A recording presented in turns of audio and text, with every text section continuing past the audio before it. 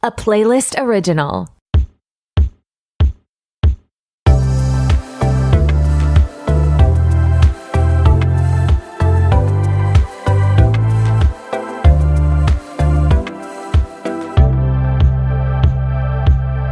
Hey, what's up? It's your host, Tori, and who is ready to be petty?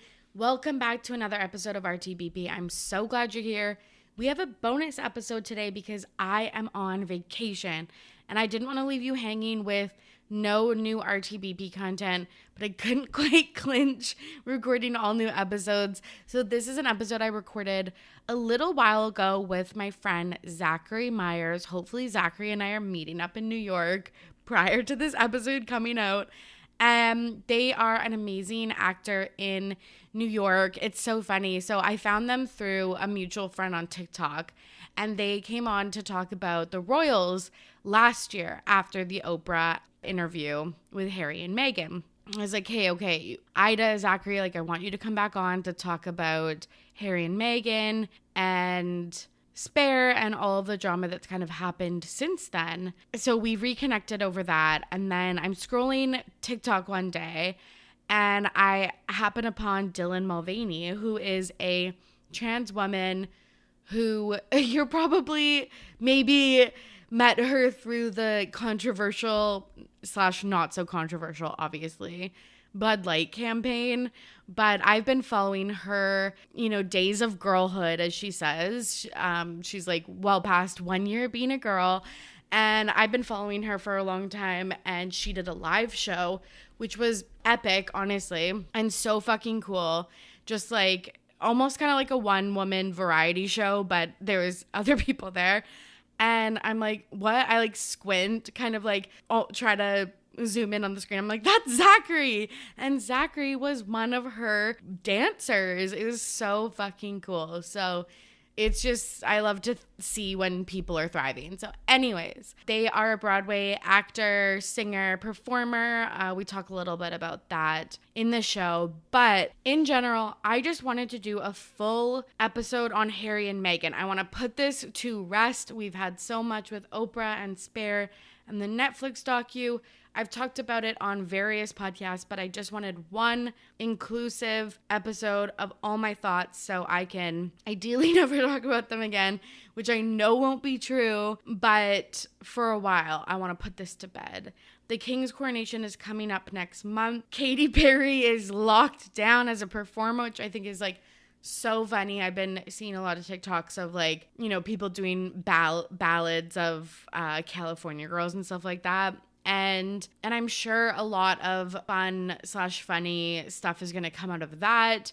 Maybe his pen won't work again and he'll get mad. Like, who knows? I just wanted to tie a bow on the Harry and Meghan situation. We've seen them out a little bit in LA, looking fresh to death, honestly. But like, I feel like their story about exiting the royal family has kind of come to a close. I think we've heard all we're really gonna hear. I feel like they might have new projects, and like we know Harry's attending the coronation and Meghan's not, but I don't think there'll be anything groundbreaking. So this is the episode to just put our final thoughts all together. So that very convoluted way of saying, I hope you enjoyed today's episode about Harry and Meghan. Without further ado, here's my conversation with Zachary. I'm back with a very special guest. Zachary is here. Zachary, how are you? I'm good. How are you? I'm good. Okay, last time we recorded with our mutual friend Ida, who introduced me to Zachary, and we were just talking about how it was 2 years ago, and I feel like I've been like, hey, you need to come back on the podcast. And I'm so happy that we're finally doing it. I know, because like so much has happened between now and then. I know, like royals wise, but also just like, I feel like life, personal too. Yeah. Can you tell the listeners a little bit about yourself? Yeah. So I originally went from Arkansas, and that's how we got in contact, because I was running around on TikTok talking about like the royals. And then after, I guess I won't say after COVID, because COVID is still Yeah, floating around. But yeah, once, theaters and stuff opened back up, I joined a national tour. The national tour got canceled. And then I moved to New York like right after that, and then booked my first Broadway show. like literally, like I feel like dream come true. It's crazy. It's Yeah, actually insane that because happened. I mean, that was all within a span of May to June. I was auditioning. Well, yeah, June, I guess, to July, I was auditioning. August was in callbacks, and then yeah. moved to New York end of August. And then I was in rehearsal for like a week and a day. And they were like, "Hey, girlie, you're going on today." And I was like, "Oh, I was supposed to be on for another month, but okay." Okay, that's like unreal.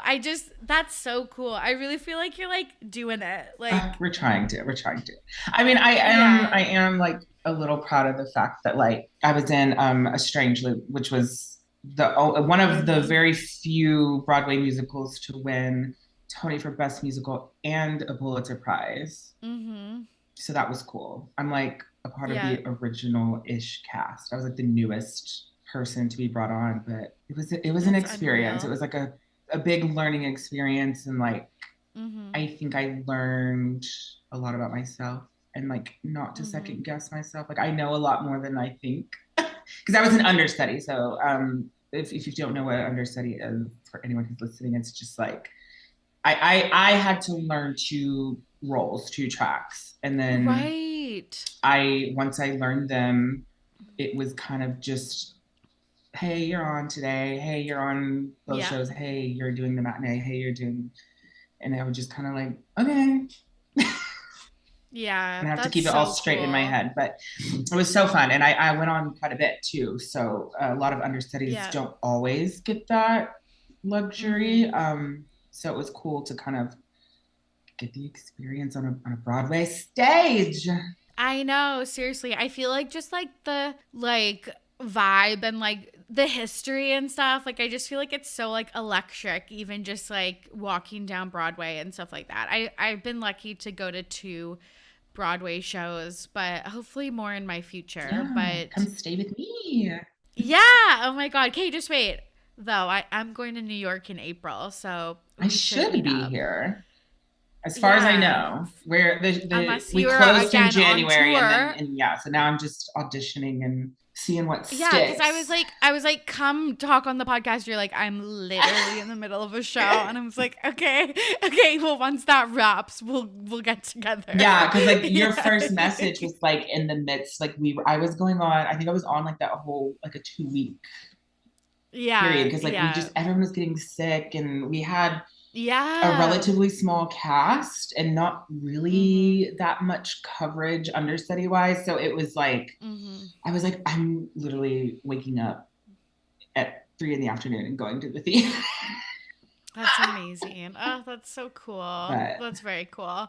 And right before this, you're like, oh, I'm doing a self tape. yeah, So I literally I guess that's the just cycle. Hey, just I mean, for me, I always tell people like auditioning is the job and like the vacation is yeah, like actually doing the show, which like again, that's like a whole nother job in and of itself. But I think that for me, auditioning is like the real job. yeah, yeah. That makes a lot of Yeah. sense. But like you said, we met because you were talking about Meghan and Harry. Are you still just as obsessed with them as you were 2 years ago? Yeah. I mean, just because like it all just keeps unfolding and unraveling, and I'm Yeah, like, oh my God, this is just like the juiciest thing. it literally is. I know you're right. Like there's no end, which is good Yeah. because that's what we're interested in, but you're totally right. Like it just the hits keep coming. Yeah. Well, and then like, what was it? Like Prince Philip died, then the Queen died, like Yep. all in the same window too. It's just like keeping up with Yeah, everything. I okay, was like, oh you're my right God. because I remember last time we were recording, you were like talking about I don't know like how ill or something like Prince I was like, Philip looked he does because not look he was well. alive. He was alive, but I was like, for how long? And I remember I was literally dying, but it's true. And then he soon after passed. Yeah, it was So, like, what, a year later? Yeah. Yeah. Yeah. Probably a year later. And then we had the Queen's passing this fall. And then we've just had Harry and Meghan, like we had the Netflix docuseries, we had Harry's memoir, with the upcoming coronation this May. I feel like there's just still so much speculation. And it's also, I've talked about them a little bit on the podcast, as I was telling you, but like, I felt like there was a point where I was like, okay, I actually can't talk about this because there's so much that I'm like, I just want to take a breather. But I feel like a month out, I'm kind of like, okay, I'm ready to like talk about it again, because it's like a song, like when like Driver's License by Olivia Rodrigo came out, and I was like, okay, like I've listened to it too much, like I'll enjoy this like in the summer, like come back to me in the summer. But yeah, so I want to hear your thoughts. You watched the Meghan and Harry, because I know you've read Spare, but did you watch the Meghan and Harry docu? I did. I think I watched like all but like maybe one episode I like kind of skipped through a little bit, but like there was like one that I was like, we could have condensed this into two. Well, and I'm just kind of like, I almost wish someone would have just been like, okay, either do the Oprah interview or do, you know, the Netflix. But then like, I guess I get like, was it in the book where Harry was talking about? It was like Oprah was the one who was like really pursuant of the interview. Like, yeah, like remember she actually went to their home, the really tiny one, Frogmore or whatever, and was like really trying to pursue them, which is interesting. But you're totally right. Like, do you think that they're getting bad like PR advice of like, okay, maybe you should slow down a little bit with, because like I feel like in someone's lifetime they might have a memoir, a docuseries, and an Oprah interview, but it's like this was all in the span of like 2 years. Yeah, like I almost feel like it was like a little backwards. It's just like they could have done the Netflix and then an Oprah interview. Like it could have like called, or like a whole like sit down and just talk it out with Oprah in like a part, like a series situation. But like, yeah, I mean, I think I don't know if it's, I mean, I guess it like doesn't like help their case with like just like the general like Harry and Meghan haters, but like, yeah, I think it's still just like there's just the more that they've like dived into it, because I feel like now Meghan is just kind of like checked out. She's like, okay, like I've said my piece, I'm gonna go, and now Harry's just like, well, now I'm gonna talk, because I feel like in the Oprah interview, Harry didn't talk. I think we talked about this. Like, agreed. like Harry just like didn't talk that much, but then like he seemed to be like very reserved and hesitant, and then I even felt that way kind of in the series. So, but I'm like, well, I guess that makes sense now, because I'm sure that book deal was already in the works long before we even like, knew. Totally. That makes a lot of sense that he was like, okay, I will give Meghan's side of the story and like her more of the spotlight with these pieces, because I don't think she has a memoir coming out anytime soon. And then for him, he was probably like, my truth will come out more in this memoir. So I think that makes a lot of sense. Were you surprised by anything with the docuseries? Like, it really detailed all of the things that they had talked about, like in the Oprah interview, like going to Tyler Perry's house and stuff like that. And then we actually got to see some of that. But were you surprised by any of it? I think, I guess as everything has unfolded, I was more shocked that like Kate was not as like nice. Because like I guess I just never would have pegged her to be. I mean, which I guess speaks for her PR people. I just never really pegged her to be. But then like in retrospect, going back, I'm like, oh, this definitely makes sense, because like I saw, well, it was like the clip where Tyler Perry was talking about like, he was like, when I saw them, he's like, these are two people who have been like abused. Yeah.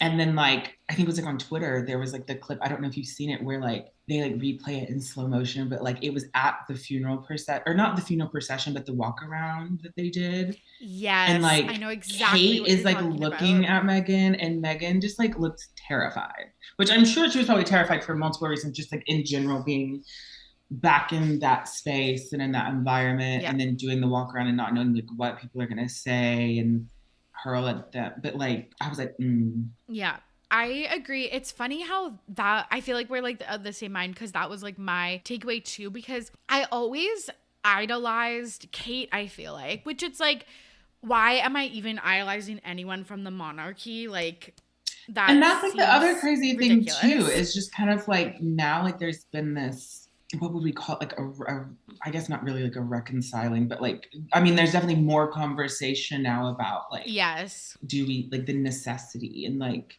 Yes. even, and yes. I'm like, glad that they even yeah. discussed that in the documentary too, about like colonization and like Yeah. all of that. So Yeah, you're right. Like, I feel like more than ever, those conversations about the harm and colonial violence that the crown has perpetrated, but it's still, it's hard, because I feel like Harry talked about that too, and we'll get to Spare, but like he talked about it in Spare. But I'm like, I feel like though you would still be a working royal if you could be. So I was like, I don't get this like juxtaposition of like, yeah, you're talking about it and acknowledging it, but you still like want to be a part of it. Like, it's, and I don't know if that's because he just, that's all he knows, and like it's where his family is, so you just want to like continue. But I don't know, it still felt like not enough.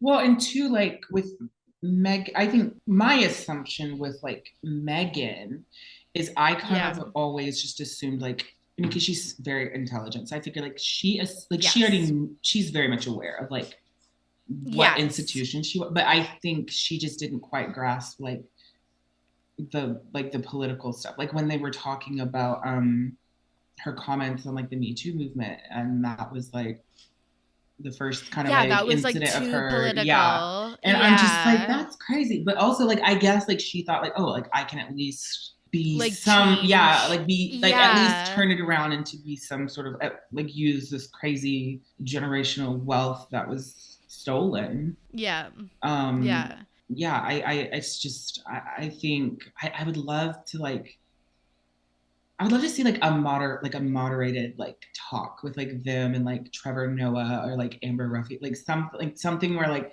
they just like break down like the real nitty gritty, of just like being a part, like reconciling being in that family. Yeah, because you're right. Like, they spilled a lot about the royal family that I don't think we would ever have gotten that type of look from any other person. But you're right. There is still that one kind of aspect that they aren't really talking about. And I'm wondering again if that's so they keep some type of open door to, you know, have a different relationship with their family or not, because I know that that's also really tied up in it too. Like, it does suck. It's like when you are cutting off the monarchy, you are also cutting off all of your family members. And like, again, we'll talk about Spare, but like with the death, like the passing of Princess Di, there's obviously this just like tragic and like incessant need for him to be like, I feel like, a family man, because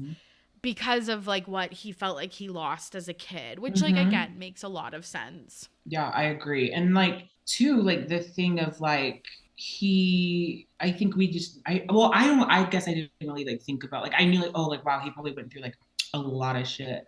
Oh, can I guess? I forgot. Oh yeah. I was like, but like with his like trauma, I'm like, oh, I guess I didn't realize like how traumatic that was, like with his like losing his mom, and then you know, having like that wild child phase that we all kind of like got to know him for, and then going to Africa and like growing up, but then still not even being like aware in the sense of like, oh, like my wife is being attacked literally just because she's like a Black woman. Like, so it's just it's like all like such like a layered, nuanced thing. I'm just like, wow. It is because you're right. It is literally since his birth. Like, he's in his 30s, like mid 30s, right? And it's like his whole life. It's not just one tragic event or whatever.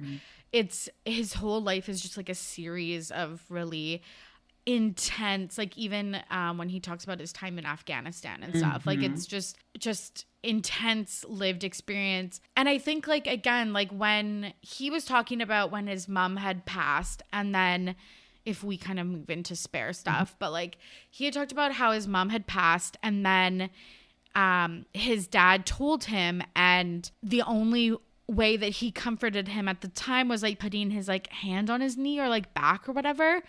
And I feel like we've heard so much about the royal family and their stiff upper lip, and like, or British people, or like whatever, just like not being effusive with their feelings and stuff like that. But it's like, I don't think we had really heard how that actually affects people. Right. And like Harry really, really like shared that in his memoir. Well, also because like the world was grieving on such a public that like I think that was also probably like a weird thing to process like as a kid, of like, this is my mom, not y'all's. Yeah, because you're right. Because they see like Prince Charles and Harry like doing all of the procession stuff, all of the, you know, public, how they like look at all of the flowers left that the public left and stuff. So you're right. It is such a so confusing for a little kid. Like, and the confusion continues because I think one of my biggest takeaways from Spare was how he believed for like years and years and years that his mom was still alive because of when he grew up a little bit, and then he heard about, you know, her life and how sad and lonely and, you know, isolated and stuff it was. And he was like, yeah, it makes sense that she would want to run away and live a different life, and that she didn't really have an opportunity to do. And again, to think that with the public, but like is, I don't know, such a mind trip to like not ever let that go. Not that you like ever let go of a death, but like I feel like over time you carry less of that. Like you come to some type of acceptance.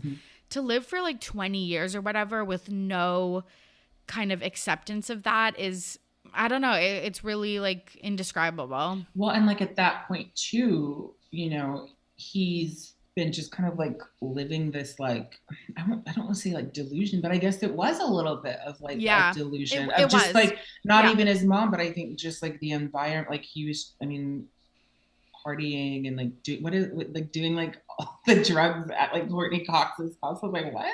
Like, that was so fucking random. I love how he also just like straight up first and last named her. Like he was like, it was Courtney Cox. Maybe like, she didn't want that out there, but like yeah, like did you run that by her? Right. But like it's just it's just so interesting to see, I guess, like looking back at like past articles or like past stories and stuff, and then like now to like see it and be like, oh, like I guess this all like makes sense. It was all there. Yeah, and he kind of talks about this as a coping strategy, but like, do you think his heavy partying days were like, do you think they were driven by coping for his mom's death and like other tragedies, or do you think again it's his like privilege and like not having, you know, the responsibilities of kind of normal people? Like, what do you think that was, or a mix of the two? Yeah, I mean, I think it was a little bit of all of that,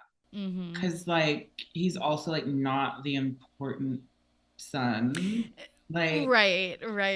So I think it was like a little bit of all of it, because he just like didn't quite have like a purpose, and like I think he had like an idea of what he wanted to do, he just didn't know how to like execute it, and I think that kind of just manifested in the way that it did, unfortunately, which I mean I guess in retrospect is a good thing that it did, but like that's like I guess the best way I can like explain that. Yeah, it's interesting also because he talks a lot about that, like what you mentioned, like not being the heir, which is, you know, the whole title of the book and stuff like that. I think like when I thought of the monarchy and having an heir and a spare and stuff like that, I kind of was like, oh, well, that was like back in the day when monarchies were so important. And again, not saying in a good way, but just like the view and was, like it was a lot more, what would you say, like prestigious? Yeah, like like it just had a different function. Also, people didn't like live as long and stuff. So it made sense that there was an heiress. Mhm. Not, again, it doesn't make sense. Well, and like the social Monarchies media, don't make sense. Like it didn't age well.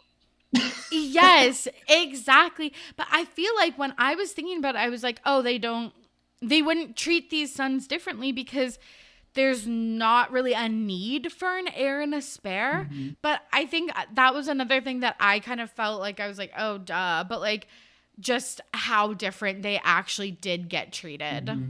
Yeah. I just didn't believe it. I mean, really. well, and then like when he was talking about like William's behavior, I'm like, this all kind of like makes sense. Like, because I think there was like recordings of like Diana where she was talking about how like William was kind of like a brat. And I'm like, wow. Yeah. And I remember when we talked last, because we were like, okay, who said the comment? Like, who do we think said the comments about Archie's skin color? Like, who do you think is like really drawing the line in the sand? And I feel like we said Will and Philip. And I think that kind of still stands. Yeah. Well, and I feel like, did he ever say like who? I don't think he ever still said like who. He hasn't said, but again, I feel like it was kind of implied that it was Will, but he still hasn't said anything. Yeah, because I mean that would make sense because like who else is going to be in those meetings? Who else is in the meetings? And I feel like also that would like I feel need like, to be. Yeah, and I will say it seems like the Queen and Philip, Harry kind of does have this like weird reverence for them. So like maybe it was more Will and Charles, but like, because also it's like, yeah, you're right.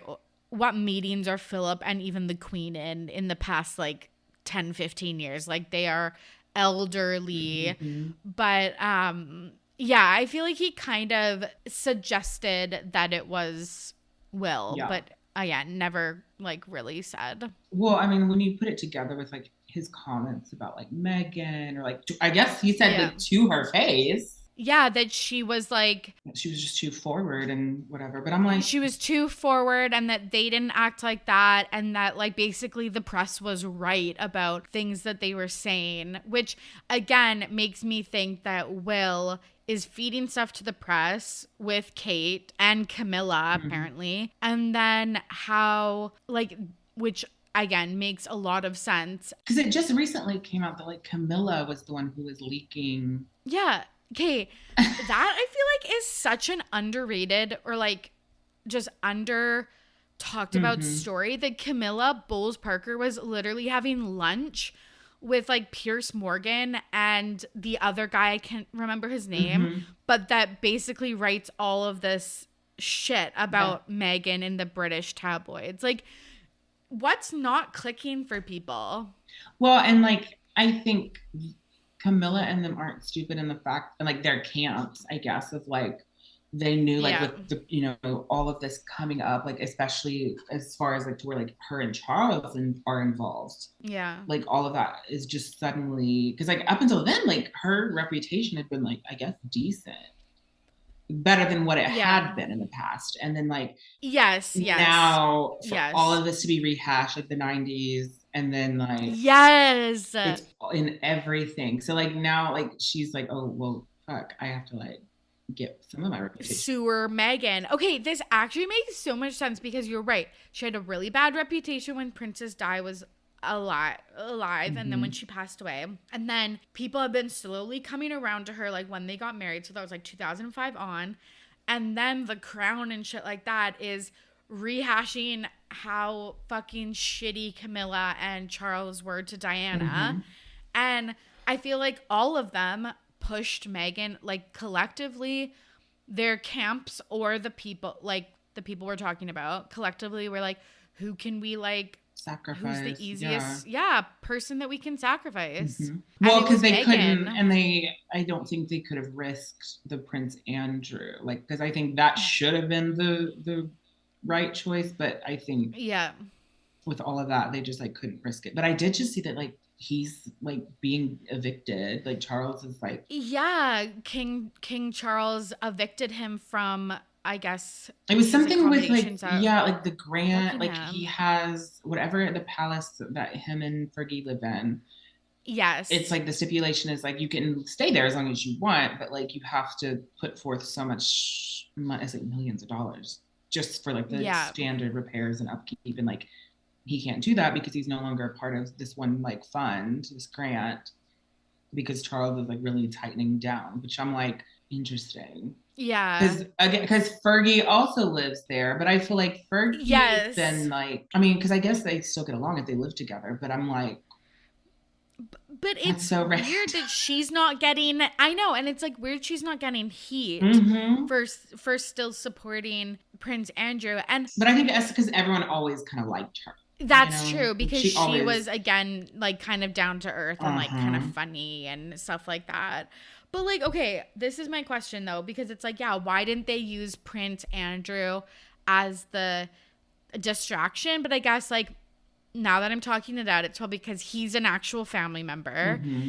And they kind of accepted it for so long that I feel like it maybe wouldn't have worked, because It would people are have like, backfired. yeah, right? Because they're like, okay, well, why didn't you say something 20 years ago or Right, whatever, right. when his first allegations came out? Mm-hmm. That is wild. But yeah, I guess we'll see where that goes. But yeah, I just am surprised that, again, those family members aren't getting a lot of heat, even Kate. But again, it makes sense that Kate would want to push Meghan under the bus, because Kate was getting heat of like Lady Katie, Mm-hmm. and like, oh, she's so thin, she must not be doing well, and like she's getting cheated on by Yeah, Will. I was about to say, I was like, she was having like her problems of her own. So I'm sure she wanted like that heat Yeah. off of her. But then also like she's like, well, I have to have a good, or I mean, maybe not even her. She could have maybe not even had like that much to do with it at first, but like she knew like, oh, I have to have like a good reputation because I'm gonna be queen. And Yeah. clearly it's gonna be quicker than what I think they might have anticipated. Yeah.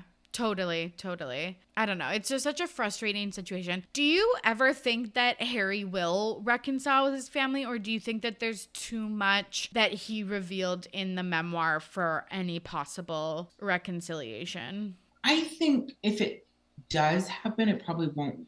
I mean, it might be like in some public way, because I mean, I guess they have to, in a way, live it out Yeah. publicly. But like, I don't think it would be like a tell-all interview of like, oh yeah, we like hugged or whatever. Like, I think it would be something like if they're at the, where I guess they're at in the coronation and all of that, and like how they're involved. Because I mean, they really did fumble the bag by not utilizing Harry and Meghan to the full extent. And so I think now they've realized that's backfired on them in a way. Yeah. Because I mean, Yeah. they still could have had all the drama happen and it could have just happened behind the scenes. But I think if they had handled it the way they had, like, and, reconciled a lot quicker and behind the scenes, like, I think they could have been a big key in helping usher in like this new age of the monarchy, or this new like style of monarchy. Because Yeah. Yeah. yeah, and again, like in the documentary when they were talking about like, oh, like this is the first time we've had someone visibly in a position in the family that like looks like half of Britain right now. Yeah. Okay. Do you think that that was part jealousy of Will and Kate, that when they started doing events of the four of them, it was like all the attention was still on like Harry and Meghan? Yeah, because I mean, history was just like repeating itself, like Yeah. with like the Charles. I mean, it was like literally like the Charles Charles and and Diana. Diana, and like Yeah. I just, that's what is also so interesting, is like the parallels of that. And also like when Meghan was saying like, I literally did everything I could, like I literally would wear like the most neutral of colors and then would still look something. Yeah. But I will say, on a petty note, it really seems like Kate is trying to dress like Meghan. I mean, like her stylist, because I wonder like how much, I always wonder this, like how much Kate has a say, because like if like is Clarence House over Will and Kate now, or because they're now, you're right, because they're not Kensington Palace anymore, right? Mm-hmm. Yeah, I think you're right. I think they moved to Clarence House. So if Clarence House is having any say in their looks, like I'm sure they're like we'll pull this. And like, I'm sure Kate has probably said like, oh, do you think this is a little more me? But also she looks good and it like works. And it's not like, Of course. I think it's not necessarily like a Meghan style. Cause like we see like a lot of like Oprah and like Michelle Obama, and like all these people dress that way. So it's like, Yeah. True. but I think it's definitely like, oh, like if we kind of can do the more structured like pants and the coats and the coat dress, because like I mean it used to be a little bit more like matronly, and like Meghan just already had Yes. this like Yeah. fresh young Yeah. style, and now that they're realizing like, oh, okay, like now we have to really push Will and Kate onto the younger generation, because that's going to be the generation that like I feel like once Charles has passed, that's going to be the real. I wonder. Like, I'm not really concerned about like if the monarchy is going to just like crumble and tumble in May. I think if anything, it's going to be like, okay, what has happened during Charles's reign, Yeah. and then Yeah. I think that will be like the real deciding factor. Because like realistically, like what purpose would they serve, if any, at that point? 20, 30 years down the Totally. road, potentially. Totally. Yeah, I feel like because the queen reigned for so long, because like I live in Canada, so we are part of the Commonwealth, Mm-hmm. and I feel like the queen was the monarch for so long that it was kind of status quo. But I'm hoping our government thinks about, with Charles becoming king, like we don't need to live in this Commonwealth. We don't need to be a part of this, and I Mm-hmm. hope they like get rid of, like I hope Canada leaves it. Mm-hmm. And but like I feel like it almost wasn't examined as much Right. until her passing. So I'm like, I really hope they don't let like another monarch like come and go Right. before we like reconsider being a part of it.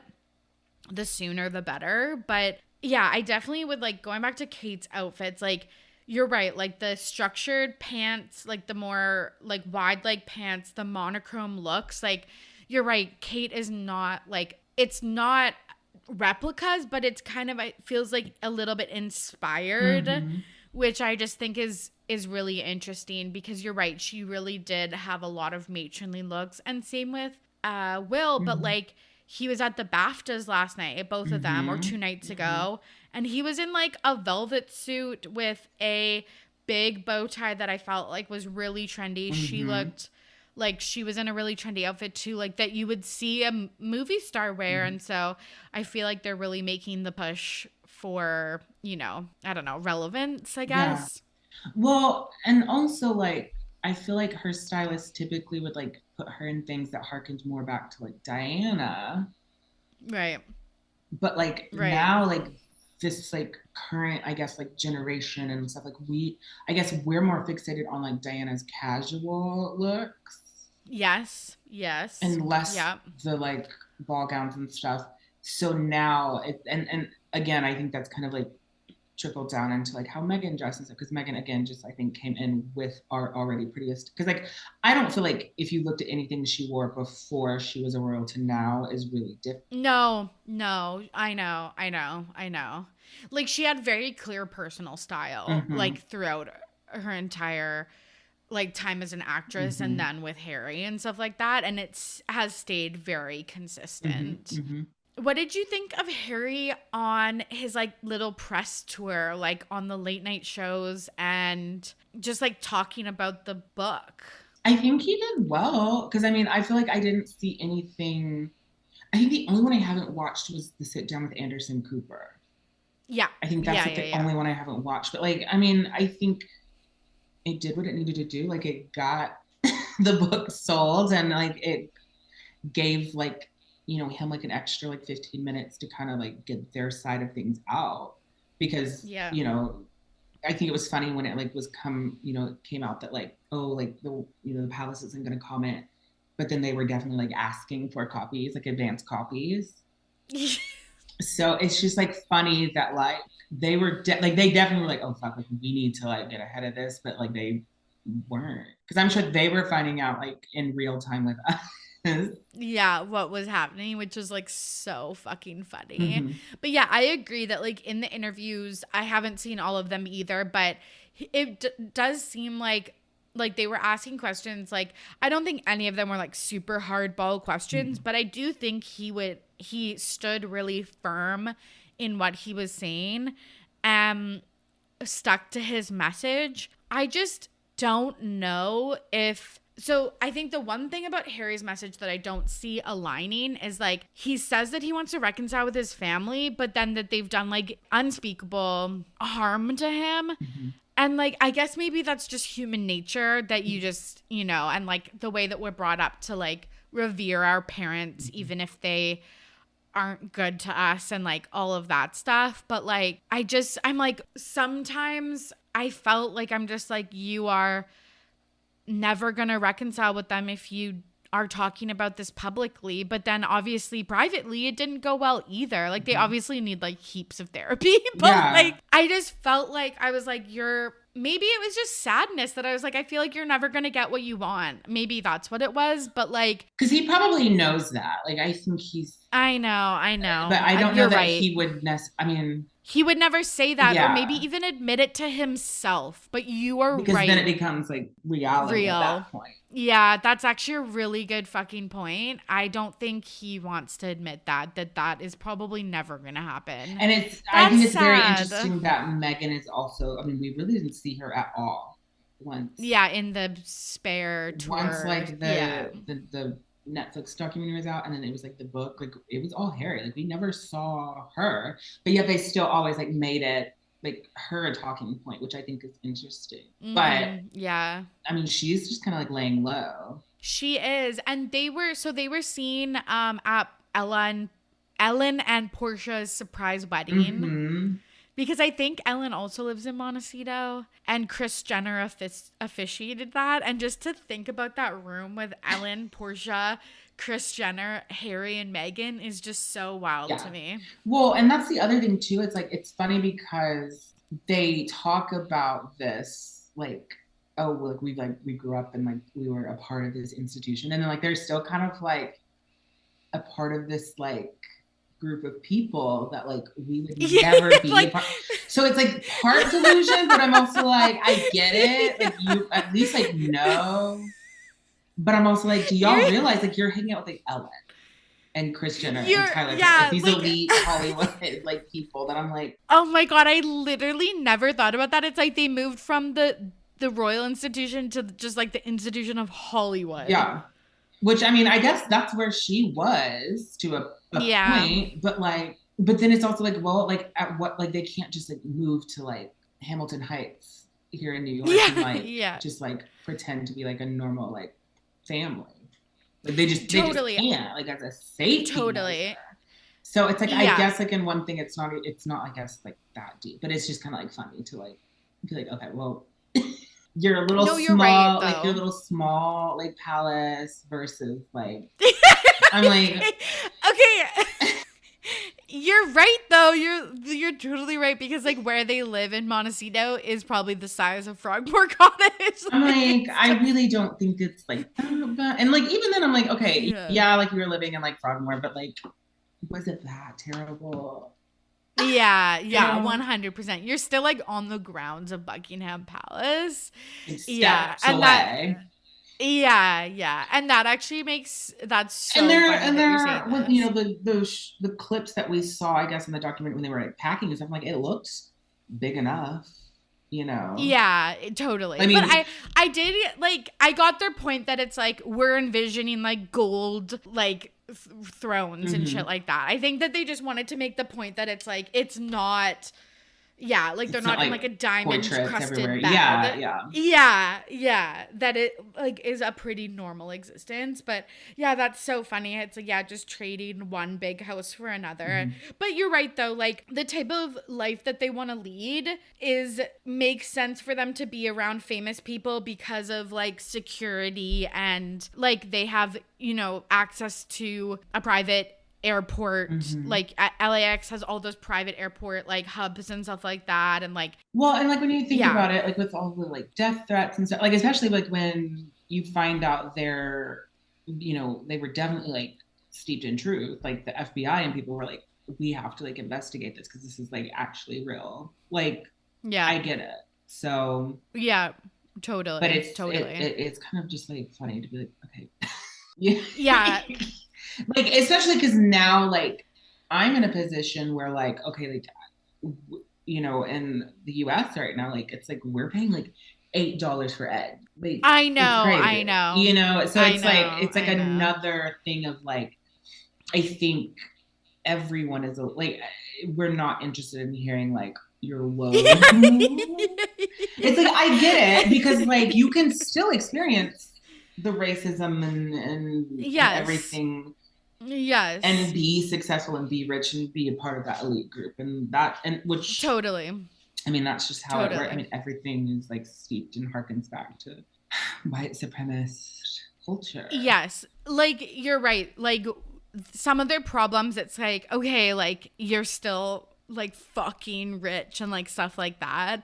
But you're right. Like, it still doesn't take away a lot of the racism and misogyny that Meghan has faced. And again, just like really sad, like personal things that Harry has experienced with his family, and having to be publicly mourning his mom's death and like all of this stuff. So it doesn't take away, but I do think that's interesting point though, because I felt like they really wanted to change minds of people that watch this.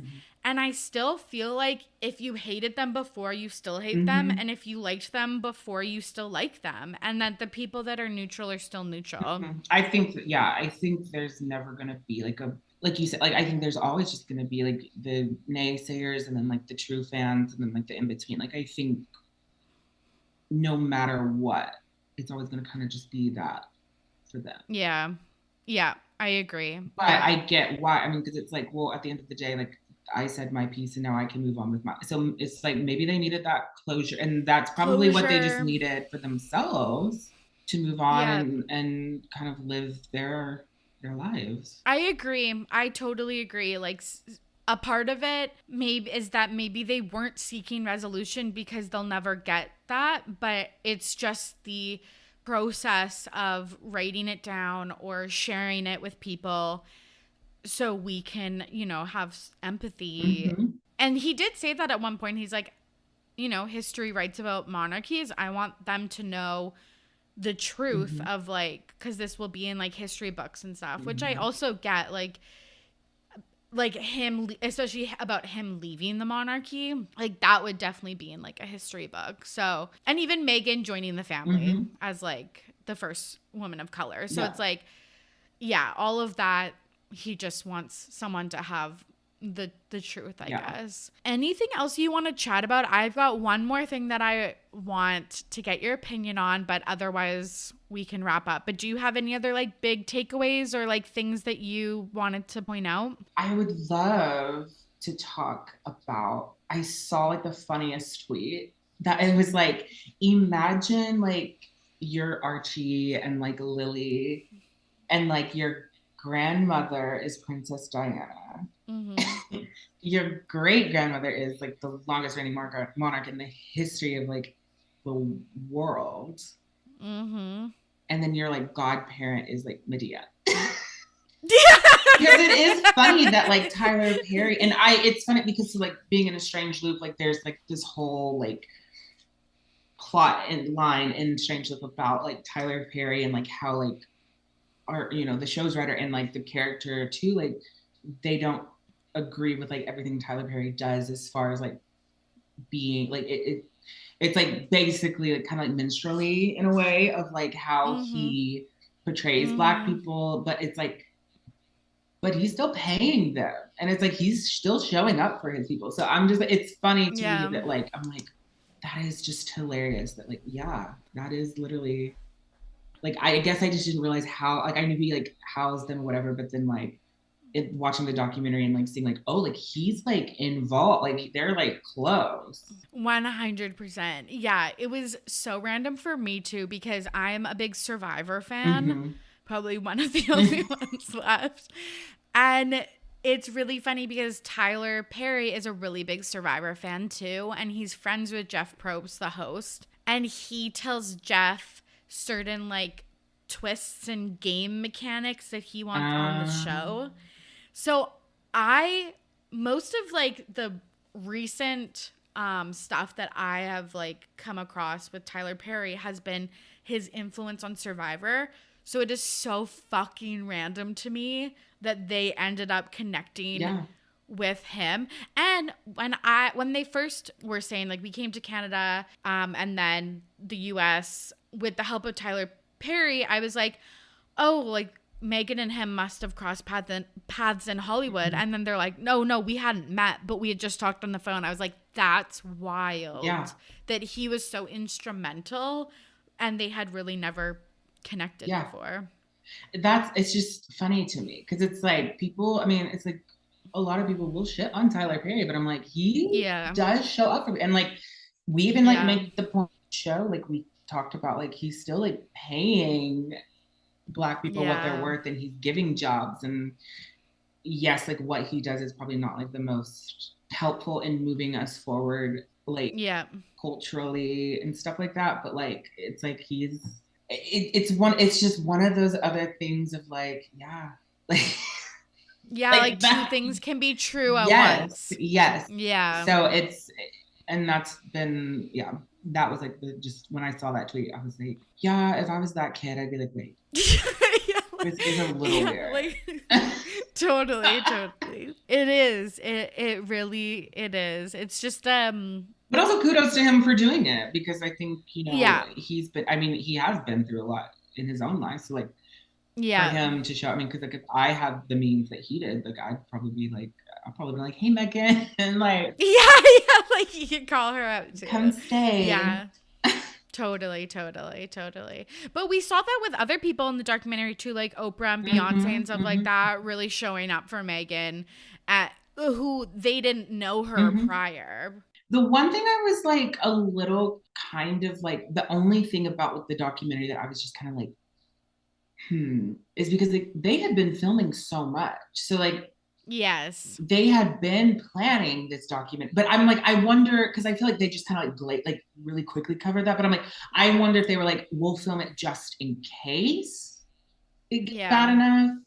And then like halfway through, there was like a switch of like, okay, like we're going to definitely like culminate all of this footage and stuff. So like that was the one thing that I was like, No, that's a really good point because I read, and I don't think this is a direct quote, but it's still kind of the same gist, that they had filmed basically all of the stuff that we saw in the first episode by themselves.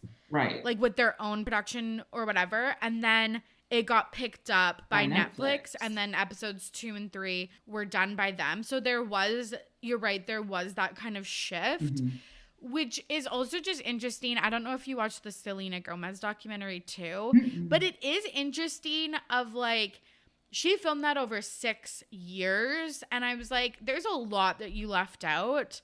And obviously you can't show everything, but it is interesting of like, it would be interesting to see more of the behind the scenes of how that happened because you're saying, it wasn't just straightforward. Like, oh, we're gonna pick this up. There's a reason that they started filming by themselves, and then I guess like I just wonder who gave them that.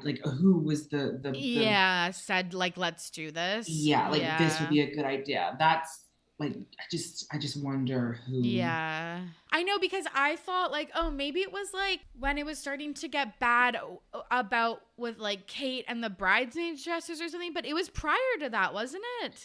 I mean, that's kind of the impression that I got, is that like that they started filming at least personal. Well, I guess Meghan said it was like a friend that was like, hey, you should do this. But like, I'm like, who? Like, what friend? Because I think that would make me either think, I think that could change my opinion on how I look at things, of like, who, like, what friend was it that's suggested it? Jessica Mulrooney like, because it was just like some random person like, hey, you should do this, like, oh, okay. But if it was like a whole thing of like, someone was like, like, you can make a lot of, like, if there was like some sort of like, Yeah, because they obviously need to continue to make money. See, and that's the other thing too. It's like because of who they are, they have to have a certain like lifestyle to maintain security wise alone. Yeah. So, and like I mean, yes, she has her money and like he had like some money, but I'm like, that money isn't, I mean, her money is probably not nearly what they needed now that they are a 4-person family with dealing with what they were dealing with and the everything. I mean, just the security of like the detail, I'm sure is like nuts. Yeah.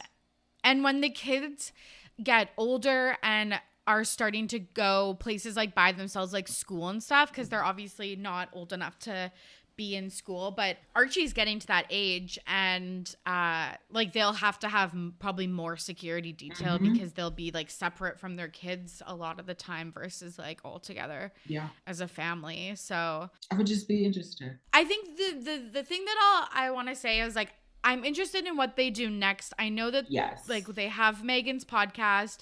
Apparently she might have started her own Instagram account again, but it's still like private. But people are alleging that maybe it's her because the handle is at Meghan, like spelled like her name. And like no one can get access to like just their first name on Instagram because there's like 1 billion users, right? And then the profile picture is like flowers.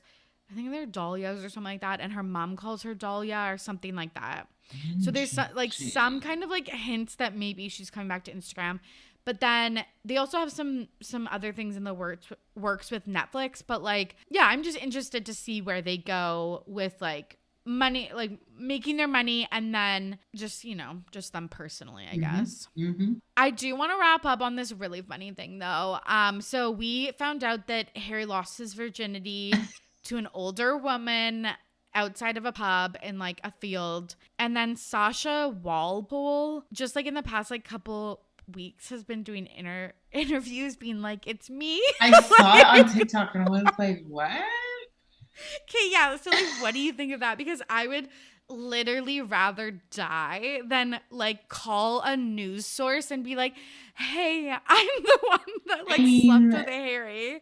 At the end of the day, I'm like, she's probably like, well, at least I'll get a check. Yeah, and I'm like, you know what? I guess that's so I'm like, true. I can't blame her, I guess. Yeah. Especially with the fucking price of eggs. Yeah, well, and she didn't, you know, she didn't come home. I mean, she didn't come out about it beforehand. So it's like, well, if like he's gonna talk about it, then I guess true. I'll talk about it, because I mean, she probably knows he's making like a shit ton of money off of it. So it's like, yeah, okay. I would be that would be my thought process. Like, now I would probably like maybe reach out in some way and just be like, hey, I'm gonna talk about this. Like, do you want to get on the same page? But how could she reach out though? That's what I'm like, I don't know. Yeah. You know, I guess like in a perfect world, you want to like think. Yeah. But I also don't think like anything she said was like offensive. It wasn't like offensive or anything. Like some of the things she said was like kind of cute about how he was just like a ragtag teenager and stuff like that. But you're right though, and she's probably making like what, like 50K. I mean, she definitely probably shopped around, which is hey, again, business acumen. But Kay, like, you're so right though. Like, he said it, and he didn't reveal her name, but like, he said it in the book. So yeah, why can't she talk a little bit about it? So get your dues. I love that that's your take on it, because at first I was like, this is literally so embarrassing. Yeah. I mean, I definitely would have been like, oh God. Like, I would have been like annoyed. But I'm like, well, yeah. I might at least get something out of it. I couldn't imagine if that was me and she's like reading the book and she's like, I don't think this will be in it. I didn't even know it was his first time or whatever. And then she's reading and she's like, oh my fucking God. And then she's like, Daily Mail? Like, what's good? Oh my God. So funny. Okay, this was literally so much fun. But also good combo. Yes. Not just fun, insightful. Can you tell the listeners where they can find you and anything else that you want to plug? Yeah, I think like right now I'm like more active on Instagram these days. And it's just Zachary A. Myers. And then like I have a link tree with everything kind of like attached to it in my bio. But yeah, just auditioning and we'll see what's next. So we're just kind of waiting. I love that. Hopefully there'll be an update soon. Yes, yes. So everyone follow them on Instagram. And thanks again so much for coming on. Thank you for having me. It was fun as always. And there you have it. Thank you so much for listening. And thank you to Zachary for joining me on today's episode. Next week will be another bonus episode talking about 2000s makeups with the girly pops from the old millennials. And then after that, I will be back with trending pop culture topics. That is a mouthful, and I am so excited to jump back into it. If you want to keep up with what I'm doing right now, follow me on all socials at RTBP Podcast. And check out the Patreon. We're still rocking over there. Patreon.com/RTBP Podcast. Okay, friends, I hope you are safe and healthy out there. As always, I'm your host, Tori, and I am ready to be petty. See you soon. Bye.